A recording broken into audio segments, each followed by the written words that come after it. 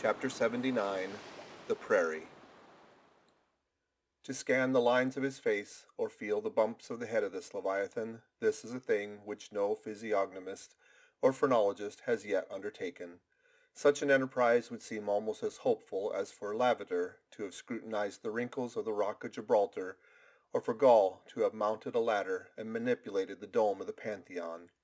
Still, in that famous work of his, Lavater not only treats the various faces of men, but also attentively studies the faces of horses, birds, serpents, and fish, and dwells in detail upon the modifications of expression discernible therein.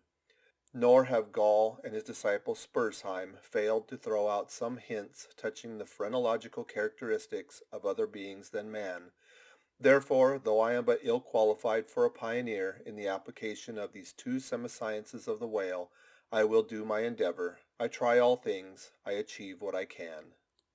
Physiognomically regarded, the sperm whale is an anomalous creature. He has no proper nose, and since the nose is the central and most conspicuous of the features, and since it perhaps most modifies and finally controls their combined expression, hence it would seem that its entire absence, as an external appendage, must very largely affect the countenance of the whale.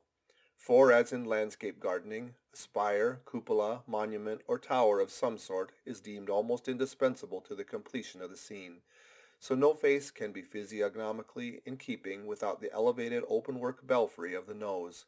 Dash the nose from Phidias's marble Jove, and what a sorry remainder! Nevertheless, Leviathan is of so mighty a magnitude, all his proportions are so stately, that the same deficiency which in the sculptured Jove were hideous, in him is no blemish at all.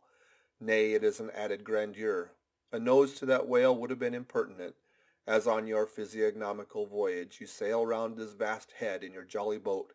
Your noble conceptions of him are never insulted by the reflection that he has a nose to be pulled, a pestilent conceit which so often will insist upon intruding even when beholding the mightiest royal beetle on his throne.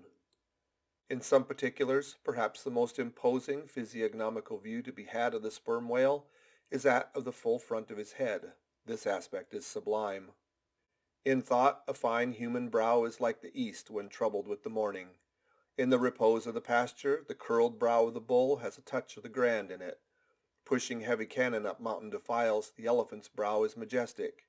Human or animal, the mystical brow is as a great golden seal affixed upon the German emperors to their decrees. It signifies, God, done this day by my hand. But in most creatures, nay, in man himself, very often the brow is but a mere strip of alpine land lying along the snow line. Few are the foreheads which, like Shakespeare's or Melanchthon's, rise so high and descend so low that the eyes themselves seem clear, eternal, tideless mountain lakes, and all above them in the forehead's wrinkles you seem to track the antlered thoughts descending there to drink, as the highland hunters track the snow prints of the deer. But in the great sperm whale, this high and mighty godlike dignity inherent in the brow is so immensely amplified that gazing on it in that full front view, you feel the deity and dread powers more forcibly than in beholding any other object in living nature. For you see no one point precisely, not one distinct feature is revealed, no nose, eyes, ears, or mouth, no face, he has none proper, nothing but that one broad firmament of a forehead pleated with riddles, dumbly lowering with the doom of boats and ships and men. Nor in profile does this wondrous brow diminish, though that way viewed its grandeur does not domineer upon you so. In profile you plainly perceive that horizontal, semi-crescentic depression of the forehead's middle, which in man is Lavater's mark of genius. But how? Genius in the sperm whale? Has the sperm whale ever written a book, spoken a speech? No, his great genius is declared in his doing nothing particular to prove it. It is moreover declared in his pyramidical silence.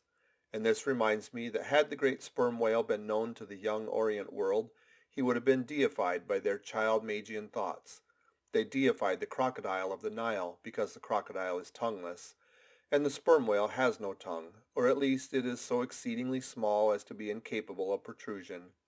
If hereafter any highly cultured, poetical nation shall lure back to their birthright the merry May-Day gods of old, and livingly enthrone them again in their now egotistical sky, in the now haunted hill, Then be sure, exalted to Jove's high seat, the great sperm whale shall lord it.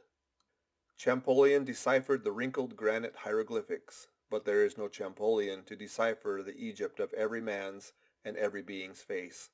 Physiognomy, like every other human science, is but a passing fable.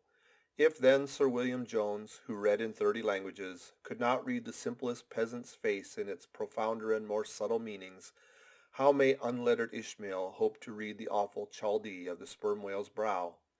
But I put that brow before you. Read it if you can. End of chapter 79.